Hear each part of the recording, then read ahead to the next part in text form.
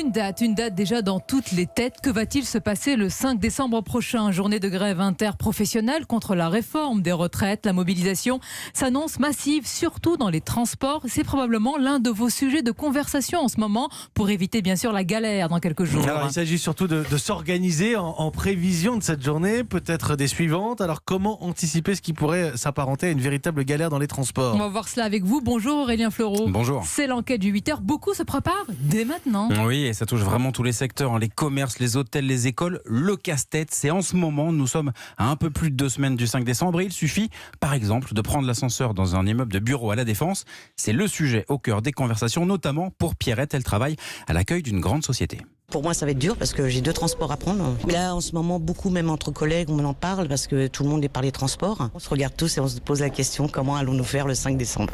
Et ce qui est certain, c'est que ça va lui rappeler des souvenirs à Pierrette, la fameuse grève de décembre 95 et les galères pour aller travailler. À pied, VTT, camion militaire, mais bon. Camion militaire qui venait pas non plus nous chercher chez nous, donc il fallait aller chercher le camion pour pouvoir être transporté. Mais voilà, quoi, je veux dire, non, ça va être compliqué, je crois, pour tout le monde. On les soutient, hein. Mais comment on va faire pour aller travailler? Surtout si c'est reconductible tous les jours. Je sais pas ce que ça va donner. Les salariés ne savent pas s'ils pourront se déplacer et du coup, de nombreux secteurs sont déjà impactés. Bah oui, mettez-vous à la place d'un organisateur de salons, de congrès où tous les lieux sont réservés des mois à l'avance. Un exemple, le Salon du Cheval qui se tient tous les ans à Villepinte. 150 000 visiteurs attendus, mais voilà, eh bien cette année ça tombe du 4 au 8 décembre. Alors les organisateurs sont en train de s'arracher les cheveux pour trouver des solutions. Les grandes entreprises comme BNP Paribas par exemple, eh bien elles espèrent que leur réseau informatique va tenir si tous les salariés en télétravail se connectent en même temps. Et puis même dans les pompes funèbres, un autre exemple, eh bien là aussi on ne sait pas trop comment on va s'organiser. Et les salariés ne savent pas vraiment s'ils pourront se déplacer. Ça impacte déjà certaines professions. Oui, et puis les salariés du coup, eh bien, ils anticipent, c'est ce qu'a fait Laetitia. Elle travaille dans la communication et elle a tout simplement évité de prévoir des rendez-vous importants le 5 décembre.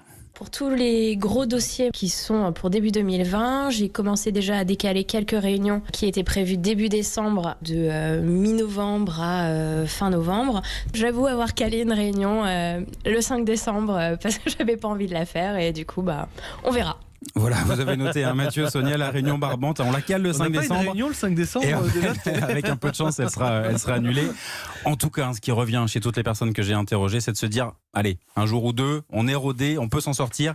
Mais si ça dure vraiment, là, il y a une réelle inquiétude. Vous allez nous dire d'ailleurs ce matin au 39-21 si déjà vous prenez quelques dispositions. Merci Aurélien Fleureau, c'était l'enquête du 8h. À noter que les syndicats de la SNCF seront reçus ce jeudi par Jean-Paul Delevoye, le haut commissaire en charge de la réforme des retraites.